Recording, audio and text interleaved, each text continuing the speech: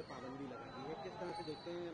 जिस तरह से पहलगाम हमले के बाद भारत ने कड़ा कदम उठाया पाकिस्तान। देखिए, भारत सरकार जो भी कड़े कदम उठा रही है उनका सबका हम तहे दिल से स्वागत कर रहे हैं, उनके समर्थन में हैं, उनके साथ में हैं। लेकिन भारत की सरकार को और भाजपा को भी चाहिए कि रोज रोज ये हेडलाइन मैनेजमेंट न करे, डेडलाइन भी मैनेजमेंट करे। एक दिन आपने आयात निर्यात पर प्रतिबंध लगा दिया, एक दिन आपने हवाई क्षेत्र पे, ये काम एक ही दिन किया जा सकता है। भारतवासी, सारा का सारा देश एक स्वर में आतंक की निंदा कर रहा है, आतंक के खिलाफ कड़े कदम उठाए जाने की मांग कर रहा है और आतंक के खिलाफ कड़े कदम उठाए जाने के साथ में है।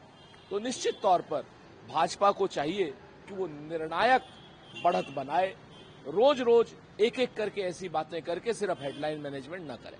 साथ ही साथ जम्मू कश्मीर के सीएम ने ये भी बताया कि आतंकवाद के विरुद्ध कड़ी कार्रवाई की जाए। पूरा देश उमर अब्दुल्ला सहित आतंकवाद के खिलाफ भारत सरकार के साथ में है। इस प्रतिबद्धता को उमर अब्दुल्ला ने तो दोहरा दिया, लेकिन भारतीय जनता पार्टी को, श्री नरेंद्र मोदी जी को चाहिए कि पूरे देश को विश्वास में ले, विपक्ष को विश्वास में ले और कड़े कदम उठाए।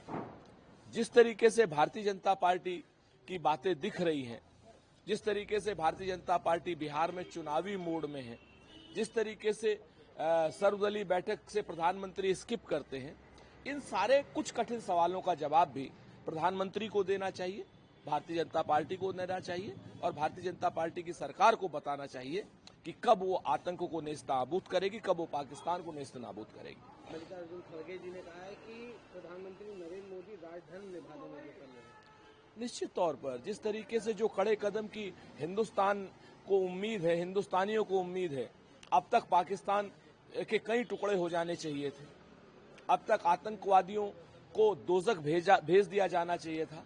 लेकिन प्रधानमंत्री जी देखिए, कभी मुंबई में, कभी आंध्र प्रदेश में, कभी बिहार में हंसी ठिठोली करते दिखाई दे रहे हैं। देश गम में है, देश गुस्से में है। अभी तो वहां पर पहलगांव में मरे हुए लोगों की 13वीं तक नहीं हुई है और भारत की सरकार कई जगहों पे खुशियां मनाती हुई दिखाई दे रही है। तो निश्चित तौर पर ऐसे में प्रधानमंत्री जी के ऊपर सवाल उठेंगे। एक और बड़ा अहम सवाल है, राहुल गांधी जी ने ट्वीट कर उन्होंने कहा कि भाजपा ने जातीय जनगणना को विभाजनकारी बताया। राहुल गांधी जी, हाँ, भारतीय जनता पार्टी तो पहले जातीय जनगणना को विभाजनकारी बता रही थी, जो विनाशकारी बता रही थी, देश को तोड़ने वाली बता रही थी। आज भारतीय जनता पार्टी इस जातीय जनगणना के लिए राजी हो गई है, देश की एकता अखंडता की बात बता रही है।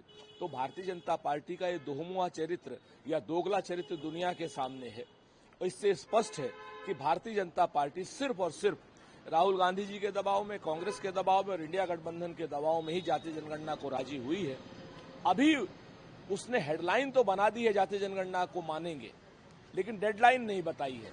और जब तक जातीय जनगणना हो नहीं जाती, जब तक पिछड़ों को उनका हक नहीं मिल जाता, जब तक लेटरल एंट्री बंद नहीं हो जाती, जब तक आरक्षण की सीमा नहीं हट जाती, राहुल गांधी जी अपनी बात से पीछे नहीं हटेंगे और ये सारी चीजें कराकर रहेंगे।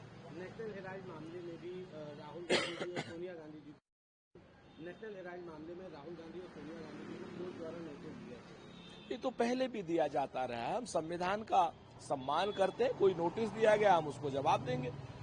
एक फेक केस है, भारतीय जनता पार्टी ने फेक नैरेटिव गढ़ा है, भारतीय जनता पार्टी के लोगों ने हमारे नेताओं को बदनाम करने की कोशिश की है।